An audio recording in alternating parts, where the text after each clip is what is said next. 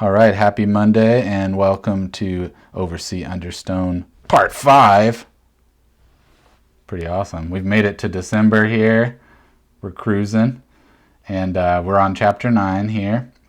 I think, trying to remember where they all went out to, but Barney stayed behind. Do you guys remember where they were going? Were they going to search or to fish or something like that?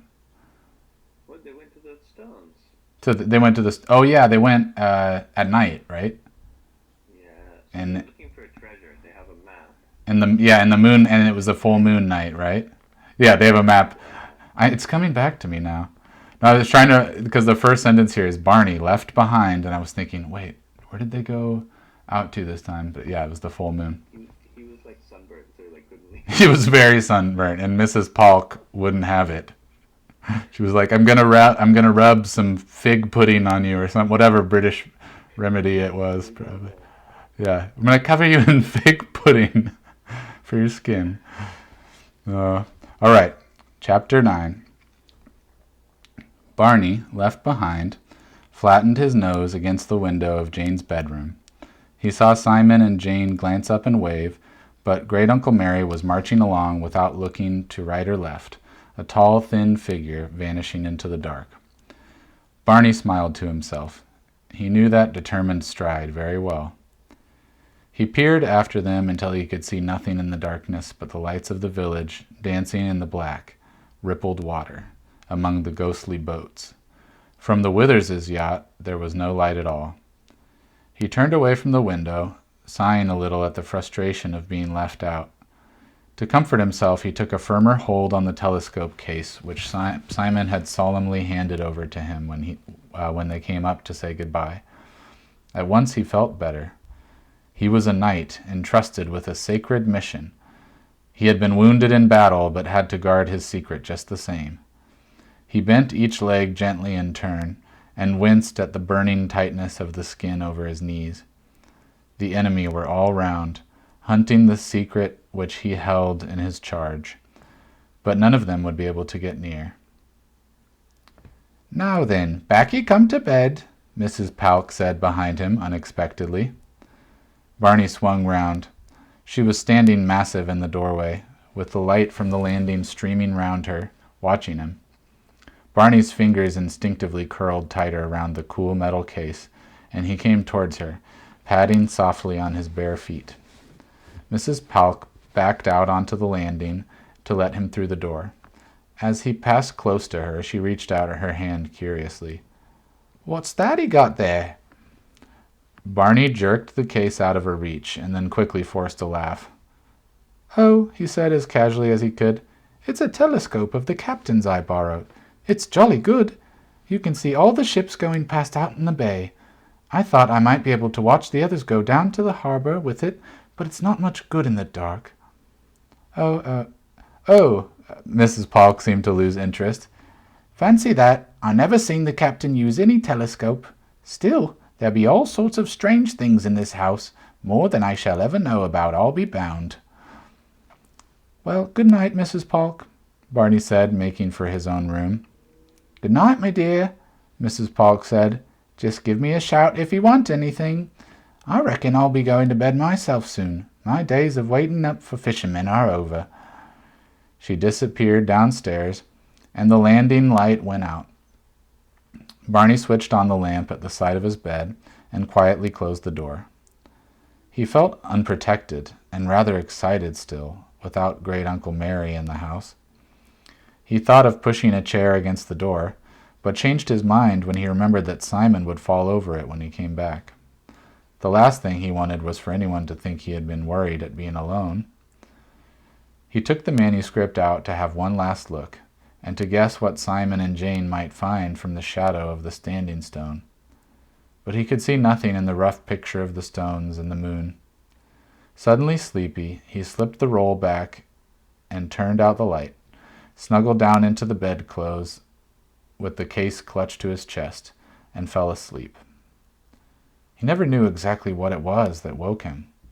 When through the confusion of half-dreams and imagined noises he realized that he was awake, the room was quite dark. There was no sound but the constant murmur of the sea, very faint on this side of the house, but always in the air. But from the way all his senses were straining to catch something, he knew that a part of him, which had not quite gone to sleep at all, was warning him of some danger very near. He lay very still, but he could hear nothing. Then there was a faint creak behind him from the direction of the door.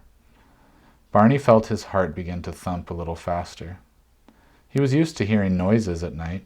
Their flat in London was part of a very old house which creaked and muttered all the time at night, as if the walls and floor were breathing. Although he had never been awake here long enough to find out, he guessed that the grey house probably did the same. But this noise, somehow, was not as friendly as those.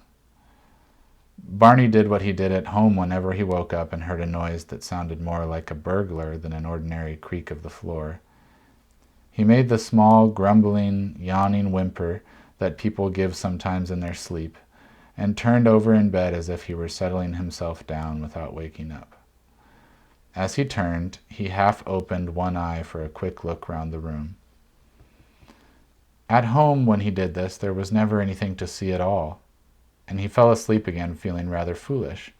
But this time it was different. By a faint line of light he could see that the door was standing open, and near it the glow of a small torch was moving across the room. And remember, in England, a torch is a flashlight. The light of the torch stopped quite still as he moved.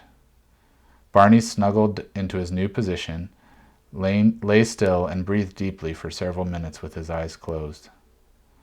Gradually he heard the small noises begin again. He lay listening, more perplexed than frightened now. Who was it? What were they doing? It can't be someone who wants to knock me on the head, he said to himself, or they'd have knocked me on the head before this. They don't want to wake me up, and they don't want to make a noise. They're looking for something. He groped under the bedclothes, careful not to show any movement or make a noise. The telescope case was still there, and he kept tight hold of it. Then he heard another sound. The person moving noiselessly about his room in the dark sniffed, very slightly. The noise was almost imperceptible, but Barney recognized it as a sniff he had heard before. He grinned to himself in relief, feeling his muscles relax. Very slowly he edged his hand out from under the bedclothes towards the bedside table and switched on the light.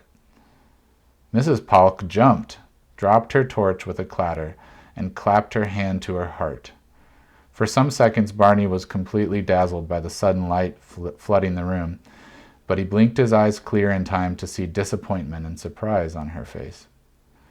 Quickly she pulled herself together and gave him a broad, reassuring smile. "There now, and I thought I hadn't waked ye up. What a pity. I'm so sorry, me dear. Did I frighten ye?" Barney said bluntly, "Whatever are you doing, Mrs. Polk?" "Came up to see if he was all right and sleeping properly. And I thought while I was up here I'd pick up your dirty cup to wash up with the rest of your things downstairs. Had your Horlicks up here, remember? Bless the boy," she added fondly. He's half asleep still." Barney stared at her. He did feel sleepy, but not too sleepy to remember Jane coming into his room when he had first gone up to bed and saying, Mrs. Polk said I would... Mrs. Polk said...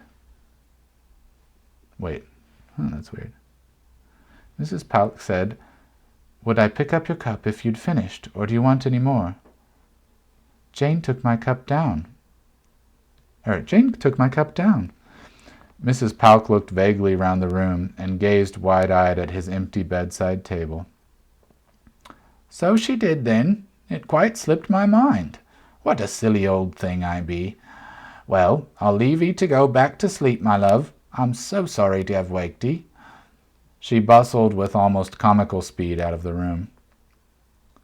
Barney had almost fallen asleep again when he heard low voices outside the door, and Simon came in. He shot up in bed.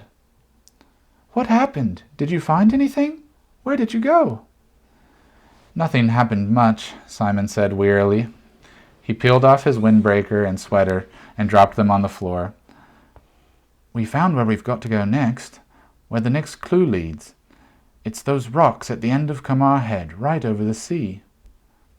Did you go and look? Is there anything there? No, we didn't. Simon was abrupt, trying not to remember the nastiness of the moments when he and Jane had been alone in the dark. Why not? The enemy were up there, that's why. All round us in the dark, and one of them was the man who chased me that day with the boy. Only Jane says it was the vicar. I don't know. It's all awfully complicated. Anyway, we ran away and nobody followed us. Funny, they all seem scared of Gameri. Who were they? Dunno, Simon yawned hugely. Look, I'm going down to have some cocoa. We can talk in the morning. Barney lay down again, sighing. All right. Ooh. He jerked up again. Wait a minute. Shut the door. Simon looked at him curiously and pushed the door shut. What is it? You mustn't say anything in front of Mrs. Palk. Not a word. Tell Jane. We shouldn't. She wouldn't understand anyway. Oh, Barney said importantly. That's what you think. I woke up just now, and she was snooping around the room in the dark with a torch. Good job I had the map all safe. She's after it. I bet you she's after it. I think she's bad. Simon said skeptically, looking at him. Barney's hair was ruffled, and his eyes shadowed with sleep. It was very easy to believe that what he was describing had been no more than a dream. When they went downstairs in the morning, Mrs. Palk was bustling energetically about the kitchen, beating eggs in a bowl with her elbow flicking up and down like a machine. Breakfast, she said brightly. Barney watched her closely, but he could see nothing but good humor and beaming honesty. And yet, he said insistently to himself, she looked so guilty when I turned on the light. It's a wonderful day again, Jane said happily as they sat down. The wind's still quite strong, but there isn't a cloud anywhere. It must have blown them all away. Oh, well, let's hope it doesn't blow the marquee away as well, Mrs. Palk said, putting an enormous jug of creamy yellow milk on the table. What marquee? What? Mrs. Palk opened her eyes. Haven't you seen the posters? Why, 'tis Carnival Day today. People come in from all round, even from St. Austell. All sorts of things go on. There's a swimming gala in the harbour, then the band comes out, and there's dancing all the way up. I'm becoming like Australian right now. That's hilarious. Let me try that one again. Why, 'tis Carnival Day today. People come in from all round, even from St. Austell. All sorts of things go on. There's a swimming gala in the harbour, then the band comes out, and there's dancing all the way up the street from the sea. They play the floral dance. You know the tune, surely? She began to sing lustily. I know it, Simon said, but I thought they only danced it somewhere else. Helston, said Jane, the Helston furry dance. Is so they do, Mrs. Polk said. I reckon they copied it from us myself. Everyone knows Trewhick's floral dance. It was danced in my grandmother's time. Everyone dressed up gay and fancy in costume, and there's a great crowd in the street all dancing and laughing. No one goes out fishing today. There's a great marquee in the field behind the village, and all kinds of stalls and games and wrestling. Then when the sun begins to go down, they crown the carnival queen, and they stay round the harbour long after it gets dark, and dance in the moonlight. 'Tis a long time before anyone wants to go to sleep in Trewhick, Carnival Day. What fun, Jane said. Said Simon. Oh, you mustn't miss it, Mrs. Polk said earnestly. I shall be there every minute. 'Tis like the old days all over again. But now here I stand talking, and your scrambled eggs will be getting hard on the stove. She turned and sailed out of the room. It does sound fun, Jane said reproachfully to Simon. I dare say. We've got other things to do. Of course, if you'd rather go to the carnival than find the Grail... Shh! Barney looked nervously at the door. Oh, don't worry about her. She's all right. Great Uncle Mary's a long time coming down, isn't he? I didn't mean it, Jane said meekly. Actually, what I want to do more than anything is get back up on the headland so we can go and find that rock. We can't go without Gomeri. I wonder if he's awake. I'll go and see. Barney slipped from his chair. Hi, where be you off to? Mrs. Polk nearly collided with him, carrying her tray through the door. Sit down and eat this now, while 'tis hot. I was going to call Great Uncle Mary. Now you leave him be, poor old gentleman, Mrs. Polk said firmly. Gadding about in the middle of the night. 'Tisn't natural at his age. No wonder he's having a good long sleep. Night fishing indeed. And not a fish to show for it after all that traipsing about. You proper wearied him last night, I reckon. You remember we aren't all as young as you three. She wagged her finger at them. Now you get along into the sun after your breakfast and let him have his sleep out.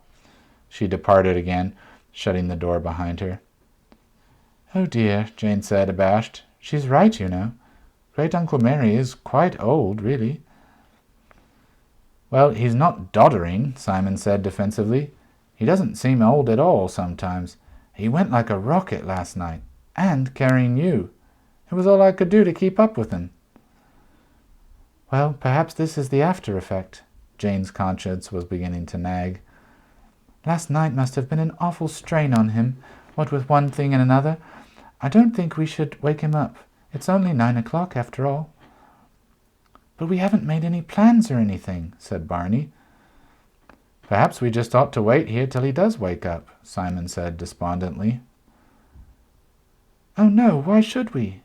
He wouldn't mind if we went onto the headland. He can follow us when he's had his sleep. Didn't he say we shouldn't go anywhere without him from now on? Or anyway, not without telling him? Well, we can leave a message for him with Mrs. Polk. No, we can't.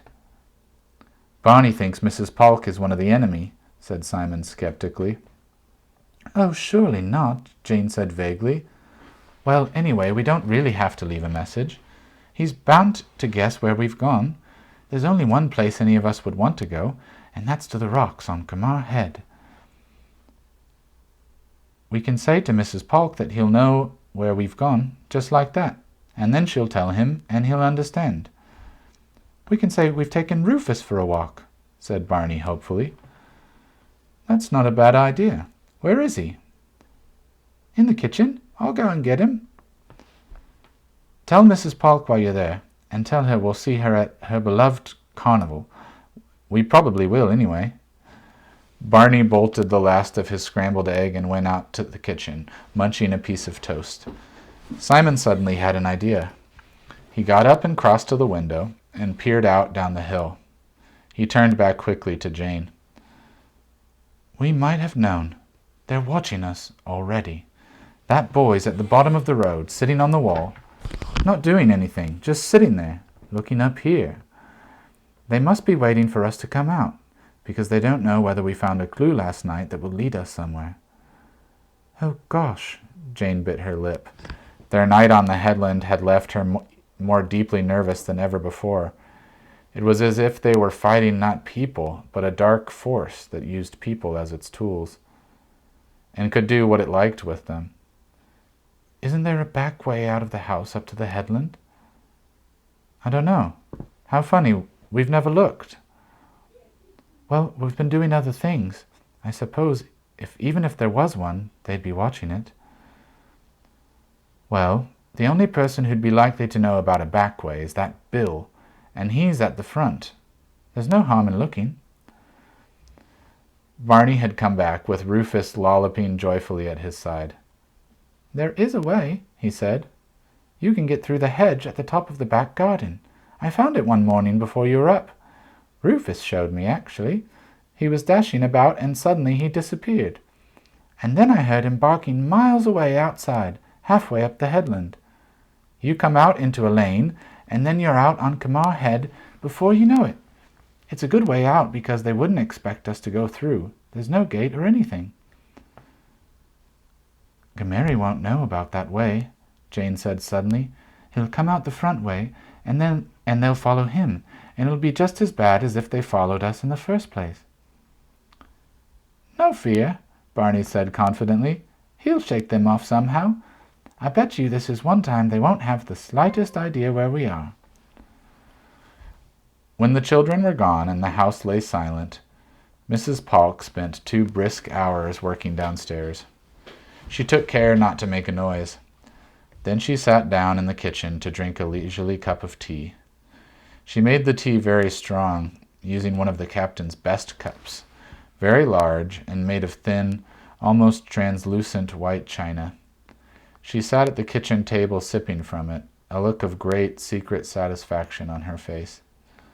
After a while she went to a cupboard under the sink, pulled out her big shopping bag, and took from it a brilliant jumble of colored ribbons, with an elaborate feathery structure not unlike an Indian headdress.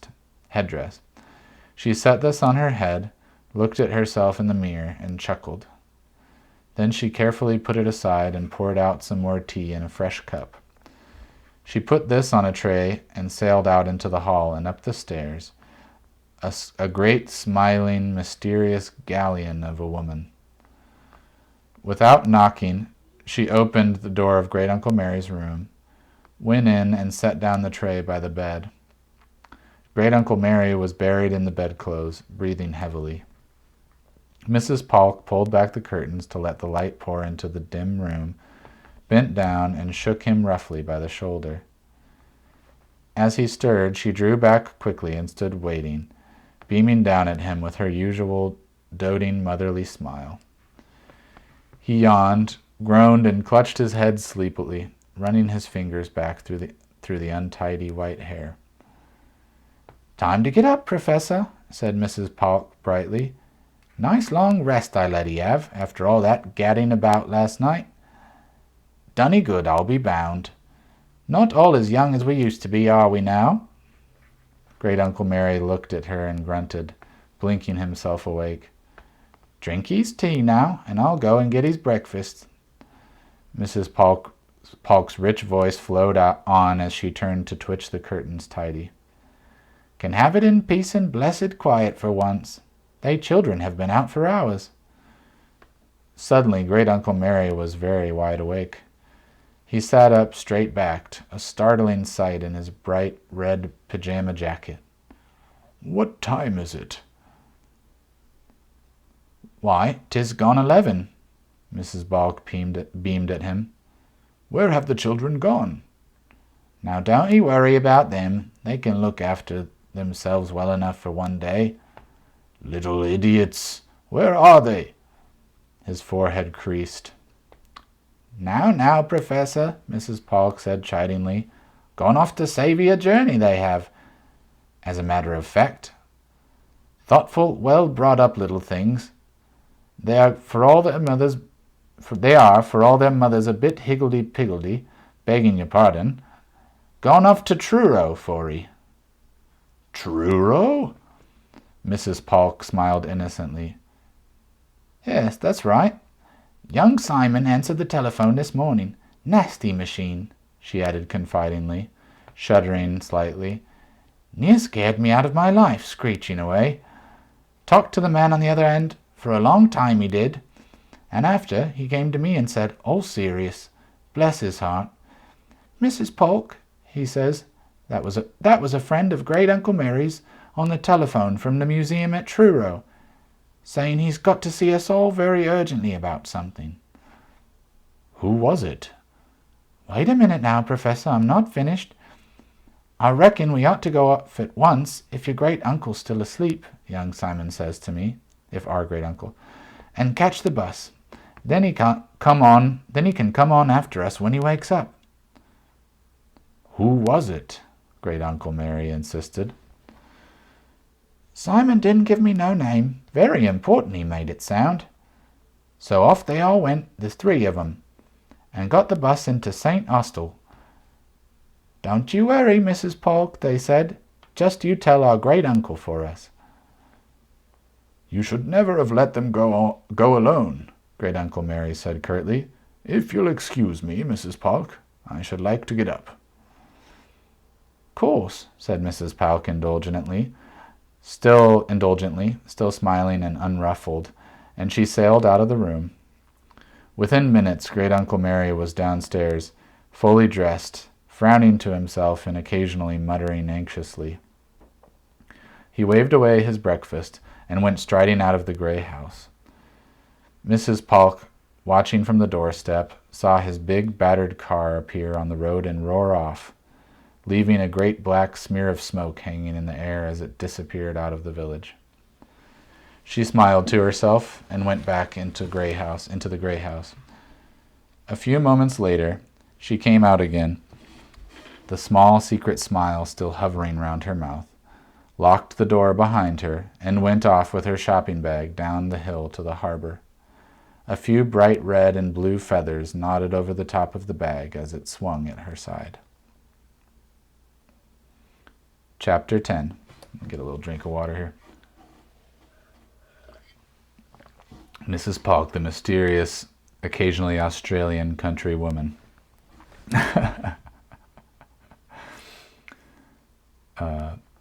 This isn't nearly as simple as I thought it would be, Simon said, frowning. He looked about him at the jagged grey rocks. From the standing stones last night, it looked as if there was just one lump of rock here, sticking out on its own. But there are so many of them, and they're all so big. The wind blowing in from the open sea tossed Jane's ponytail to and fro on the back of her neck. She looked back inland. It's just like being out at sea, as if we were cut off and looking at the land from the outside. The end of Kamar Head was a more desolate place than any they had yet seen, even with the sunlight glittering on the water far below, and the smell of the sea and the wind. They stood in the midst of a bleak patch of rocks, rising bare out of the grass almost at the headland's tip. The ground fell away before them in a steep grassy slope, and from there the sheer edge of the cliff dropped to meet the other rocks, 200 feet below, where the white waves endlessly grunted and sighed. They could see no sign of life or movement anywhere around. "It's lonely," Barney said. "It feels lonely itself, somehow. Different from us feeling lonely. I wonder what the next clue is, if there is one." "I don't think there is," Jane said slowly. This is so much an end of a place. It doesn't lead anywhere. Everything leads towards it. Funny how we didn't see anybody at all on the way up. There are usually one or two people wandering about, even on the headlands." "There certainly were last night," Simon said. "Oh, don't. I keep trying not to remember. But there just isn't a living thing up anywhere near here. I think it's odd." "Mr. Penhallow says the locals keep away from the end of the headland," Barney said, clambering to perch above their heads on one of the rocks. Rufus tried to climb up beside him, slithered back again and licked his ankle, whining. "They don't like the standing stones much either, but they never come up here at all. He wouldn't talk much about it. He said people thought the rocks were haunted and unlucky, and he sounded as if he believed it himself. He said they call them the gravestones." "They call the standing stones that?" "No, these rocks here." "Funny, I should have thought that it would be the other way round. The others do look rather like gravestones in a kind of way, but these are just rocks, like any other rocks." "Well, that's what he said." Barney shrugged his shoulders and nearly overbalanced. "Just that people didn't like them." "I wonder why." Jane gazed up at the nearest crag of rock, rising just above her head. Simon, next to her, tapped idly at its surface with the old brass telescope case, the manuscript safely rolled up inside. Barney had ceremoniously handed it back this morning. Then suddenly he stopped tapping and stood stock still. "Whatever's the matter? Have you found anything?" Jane peered at the rock. "No. Yes. Oh, it's all right. I'm not looking at anything. Don't you remember, in the manuscript, I can hear Great Uncle Mary saying it now, where the Cornishman said he hid the Grail. Oversea, and understone. That's right, and the same when they buried the strange knight. What was his name? Bedouin, Barney said. Golly, I see what you mean. Oversea and understone. Here. But, Jane said. It must be, Simon hopped distractedly on one foot. Oversea? Well, we couldn't be anywhere that was much more obviously over the sea, could we? And understone. Well, here are the stones. And this must be where they buried Bedouin as well. Barney hastily slithered down from his rock. And that's why they call it the gravestones, and think it's haunted. They've forgotten all the real story, because it's hundreds and hundreds of years ago. But they remember that bit, or at least they remember people being frightened to come here, and so they don't come either. Perhaps they're right, Jane said nervously. Oh, come off it. Well, anyway, even if Bedouin's ghost was floating about somewhere, he wouldn't want to scare us because we're on the same side as he was. Great-Uncle Mary said something like that last night. Jane screwed up her forehead to remember.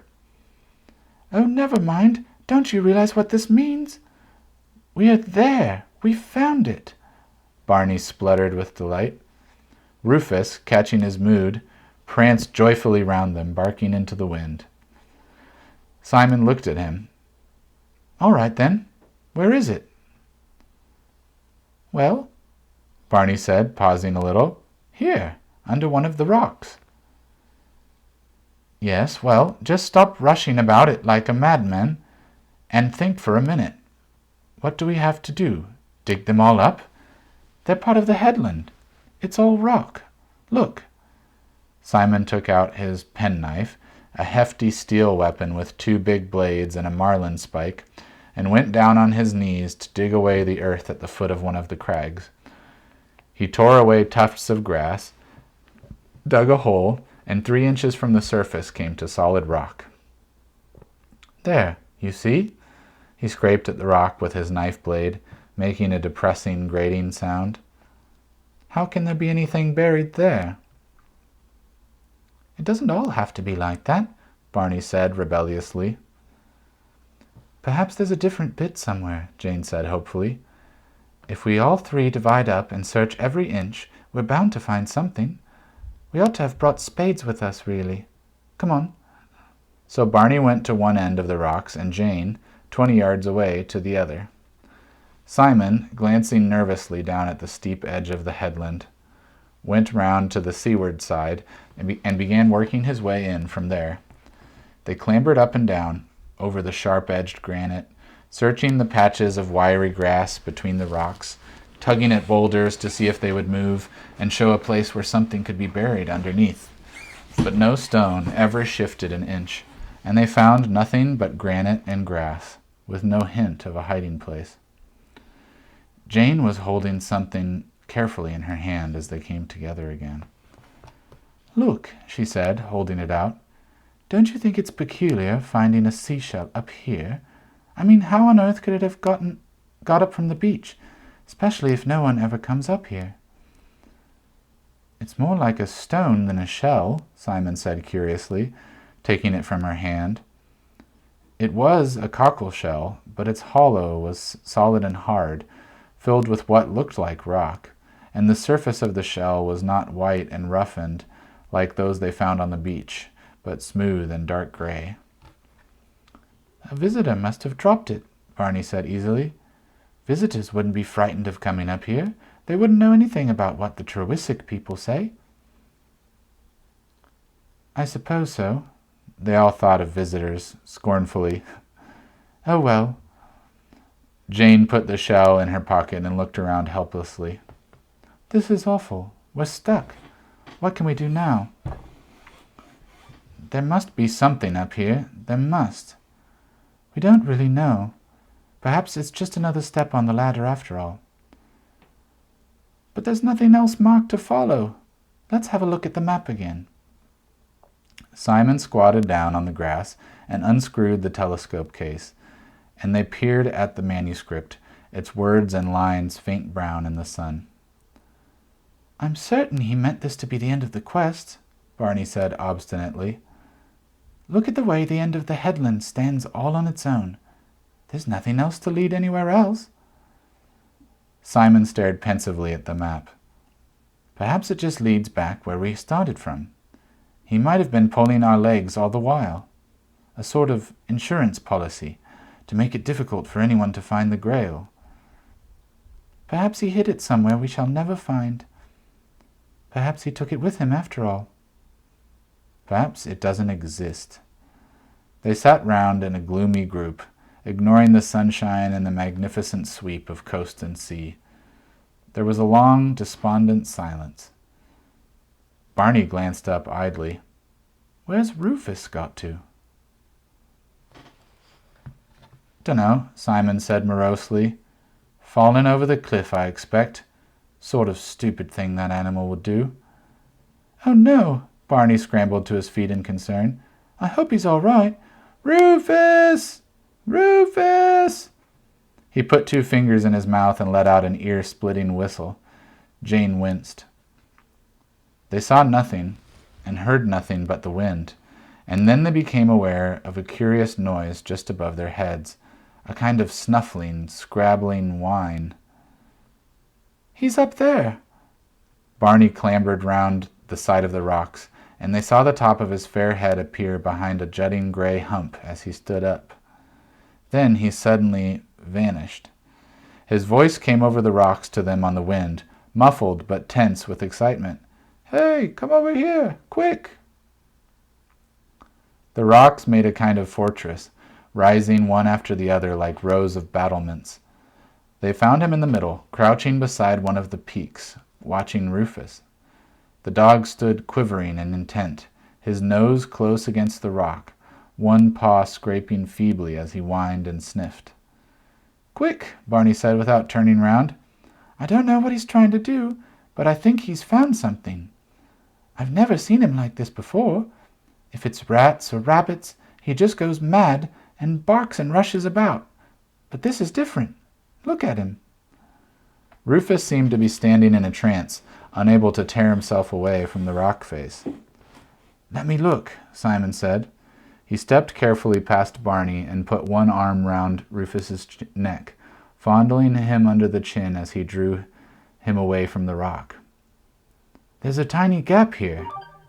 His voice came back to them. I can get my fingers inside. Ow! I say, this top rock moves. I felt it shift, I'm sure I did.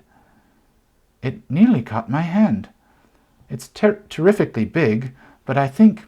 Jane, can you get round on my other side? Jane squeezed herself between the rocks next to him.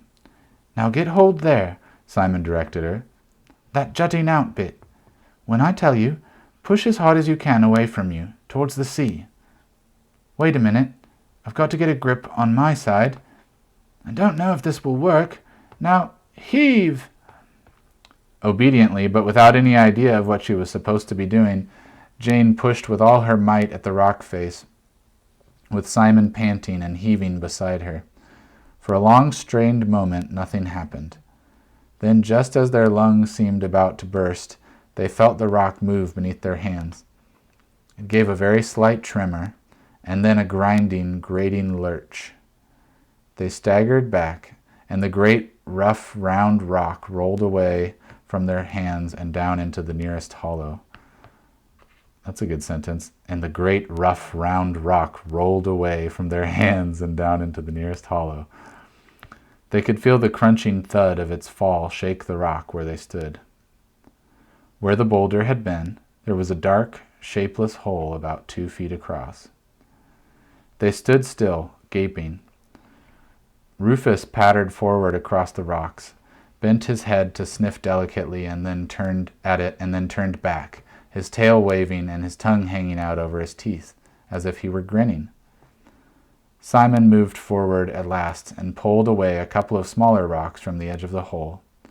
He knelt down by it and peered inside, then put his arm in to see how deep it was. His arm disappeared up to his shoulder until he was lying flat, and he could feel nothing but rough rock at the sides. He blinked up at Barney and Jane.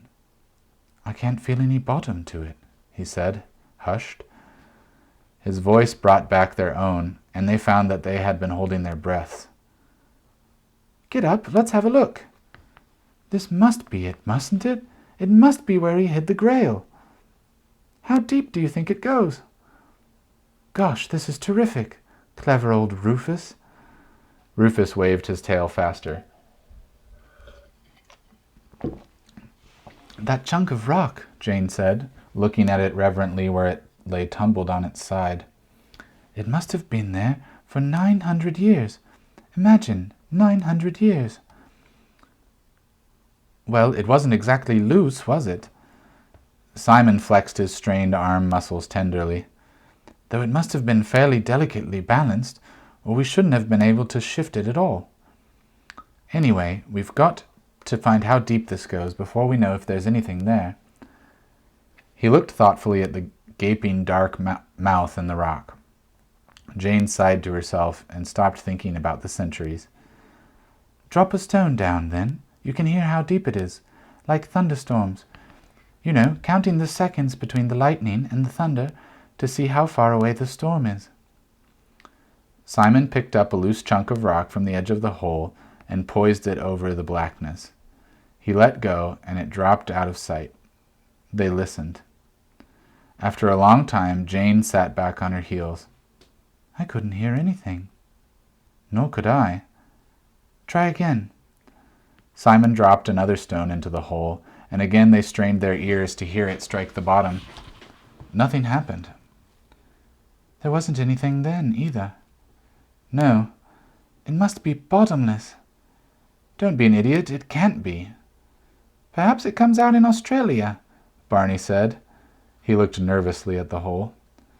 It just means the noise was too far away for us to hear, Simon said. But it must be tremendously deep. I wish we'd brought a rope. Look in your pockets, Jane said. They're always full of junk. So are Barney's. At least Mother's always saying so when she has to empty them. You might have some string or something. Junk yourself, Simon said indignantly, but he turned out his pockets onto the rock. The results, though interesting, were not very much help. Simon laid out an array of belongings, including his knife, a very dirty handkerchief, a little scratched glass-covered compass, 2 7 halfpenny, a stump of candle, 2 screwed-up bus tickets, 4 toffees in battered cellophane wrappings, and a fountain pen, and an iPad. No, I'm just kidding. Well, he said, we can have a toffee each anyway. He handed them round solemnly. The toffees were slightly furry at the edges where the cellophane had come loose, but tasted none the worse for that. Simon gave the 4th to Rufus, who made a few grimacing attempts to... You're making me laugh, Kevin. Can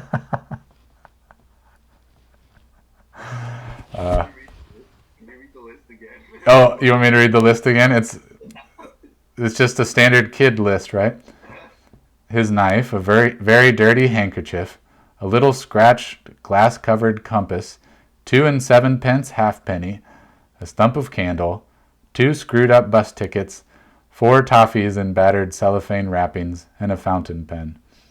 The candle is what got me. You never know when you might need it.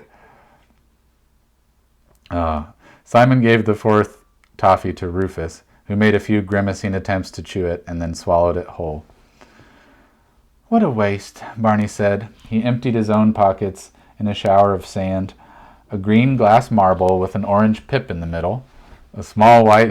You're making me laugh. It is funny to read the whole list. A green glass marble with an orange pip in the middle, a small white pebble, a 6 and 4 farthings, a headless lead sailor, a handkerchief miraculously much cleaner than Simon's, and a thick piece of wire curved round at both ends. Whatever do you carry that around for? Demanded Jane. Well, you never know, Barney said vaguely. It might come in useful. Come on, let's have a look at yours. Nothing in them, Jane said, a trifle smugly. She pulled both pockets of her jeans inside out. Well, you brought your duffel coat, said Simon. He crossed the rocks, climbed down to the grass of the headland where they had been standing, and brought the jacket back. Here we are, 1 handkerchief, 2 hair grips, just like a girl, 2 pencils, a box of matches. Whatever do you want those for? Like Barney, they might come in useful. A lot more useful than that old bit of wire, anyway. Simon felt in the other pocket. Money, a button. What's this? He brought out a spool of cotton. Now that's an idea. Pretty daft thing to carry about, but it might help us find how deep the hole is. I'd forgotten I had that, Jane said. All right, you win. I carry junk round too, but you must admit it's sensible junk. She took the cotton reel from him. It says there's 100 yards of cotton on this. Well, that's a lot of cotton. Well, no hole could be that deep, surely. I wouldn't be surprised with this one, Simon said. Tie something to the cotton and lower it down. Have to be something pretty light, Barney said, or it'll break. Jane unwound a length of cotton and pulled on it. Oh, I don't know, it's pretty strong. Here, I know, give me that bit of wire. Barney looked at her doubtfully, but handed it over. Jane tied one end of the cotton to its curved end. There, now we just lower away and wait till it hits bottom. I know a better way, Simon took the reel back and put one of Jane's pencils through the hole in the middle. It was just long enough to protrude at either side. See, you hold on to both ends of the pencil and the reel unwinds of its own accord, because of the weight, like playing a fish. Let me do it. Jane knelt down beside the hole and dropped the wire into its dark mouth. The cotton reel spun round as the thread disappeared, and they held their breath. Then suddenly the reel slowed, turned wearily, and came to a halt. Just as they were thinking that the wire had reached firm ground, they saw the end of the cotton blowing loose. Bother, Jane said in disappointment. It's broken. She looked down into the blackness in a vain attempt to see where the cotton had gone. Simon took the reel from her and examined it.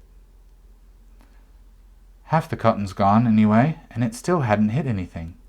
That means the hole must be at least 50 yards deep. That's 150 feet. Good grief. He tapped Jane on the shoulder. Come on, Dopey. You won't see anything down there. Jane flapped her hand at him, still bending over the hole. Shut up. They waited patiently until she straightened herself, red in the face. I can hear the sea, she said, blinking in the sunlight. Of course you can hear the sea. So can I. It's just over the edge of the headland. No, I mean you can hear it down there. Simon looked at her, tapped his head, and sighed. But Barney lay down close to the hole and put his head inside. She's right, you know, he said eagerly, looking up. Come and put your ear down here. Said Simon skeptically, and lay down beside him. Then he heard very faintly, coming up from the depths of the hole, a hollow booming sound. It faded and then rose again, slow and regular. Is that the sea? Of course it is, Jane said. That deep, gonging sort of noise, don't you recognize it? The sort of noise waves make when they wash into a cave. And think what it means. The hole must go all the way down, through the cliff to the sea, and there must be an entrance down there. And that's where the Cornishmen hid the Grail. But it can't go all that way. Simon sat up slowly, rubbing his ear. Couldn't this be vibration or something coming through from the edge of the rocks down below? Well, I ask you, does it sound like that? No, Simon admitted, it doesn't. Only, how could anyone have made such a narrow little hole so deep? Goodness knows, but he did, didn't he? Perhaps that little shell I found was thrown up through it somehow. Then if the Grail is down there, we have to get at it from the entrance, where the sea comes in. There must be a cave. I wonder if we can climb round from the harbor. Listen! Barney suddenly scrambled to his feet and stood upright. I heard something, like an engine. Simon and Jane stood up and listened to the distant waves and the wind. They could hear seagulls crying, the plaintive yelping calls blown gustily towards them from below, and then the noise Barney had heard, the low thrumming of an engine from the direction of the harbor. It was Simon who caught sight of the long white bow of the yacht moving out round the curve of Kamar Head. He crouched low. "Get down, quick," he said hoarsely. It's them. It's the Lady Mary." Simon and Jane dropped to the ground beside him. "They can't see us if we keep behind the rocks," Simon said quietly. "Don't move, anyone, until they've gone out of sight." "I've got a gap here," Barney whispered. "I can just see them through the rock. Mr. Withers is on deck, and his sister with him. Their skipper's not there. He must be in the cockpit. They're looking this way, not up here. They seem to be looking at the cliffs. Mr. Withers has got binoculars. Now he's put them down, and he's turned to his sister to say something. I can't see the expression on his face. They aren't near enough. I wish they'd come closer." "Oh," Jane swallowed, husky with agitation. "Suppose there is a cave down there, where the Grail is, and they see it." The idea was paralyzing, and they lay rigid, 3 minds wishing the boat away. The noise of the Lady Mary's engine grew louder, passing the end of the headland close below them. "What are they doing?" Simon hissed urgently. "I can't see. There's a rock in the way now." Barney wriggled with frustration. The noise of the engine filled the air, but it did not stop. As they listened, breathless, it grew gradually less, moving away across the sea. "I can see them again now. There's another gap. He's still looking at the coast through the binoculars. I don't think he's seen anything. It looks as if he's still hunting. Now they've gone round the corner." Barney rolled over and sat up. "If they are looking for a cave, how did they know?" "They can't know. They haven't seen the map," Jane said in anguish. "They couldn't possibly. I mean, even if the vicar is in league with them, and they know about the outline I drew in the guidebook, it hasn't got any sort of clue. I didn't put any of the clue marks in. But if they don't know where to look, why are they looking in the right place?" "I think," Simon said reassuringly, "it's just part of their routine. I mean, they don't know where to look, so they look everywhere. Great Uncle Mary said something like that the very first day we talked. It's like the way they search the house, all at random, without any sort of plan. Perhaps they've thought of the idea of a cave vaguely, and they're scouring the whole coast in case they find one. Not just this part, but all the way up and down. They don't know there is one." "Well, we do. If it's there, why didn't they see it?" "Perhaps they did," Barney said gloomily. "Oh no, they can't have done. They'd have stopped. At any rate, they wouldn't have gone on looking like you said they were. You did say that, didn't you?" Jane looked at him nervously. "Oh yes, old Withers was still squinting hard through his glasses when they went out of sight." "Well then—" There's one other thing it might be," Simon said reluctantly. He paused. "What?" "We heard the sea, so the mouth of the cave might be covered. It might be underwater. That could be why they didn't see it. There are lots of underwater caves in Cornwall. I remember reading about them somewhere. It might not have been like that when our Cornishmen hid the Grail, but perhaps the land sunk a bit in 900 years. "Well, that's good. They'd never be able to find it, then." Simon looked at him and raised his eyebrows. "Nor should we." Barney stared. Oh, surely we could. You can dive pretty well." "We wouldn't have a chance. I can dive, but I'm not a fish. I suppose the whole thing would be full of water, Jane said slowly, and the Grail would be under the sea, and all eaten away like wrecks of ships. Covered in barnacles, said Simon. It can't be, it mustn't be. He said over the sea, and it must be over the sea. We shall just have to find out. Great-uncle Mary will know. They stared at one another in consternation. Mary, I'd forgotten all about him. Where is he? We've been up here for ages. He must have woken up hours ago. Barney, what exactly did you ask Mrs. Polk to tell him? I said, would she say we'd gone for a walk with Rufus? He'd know where.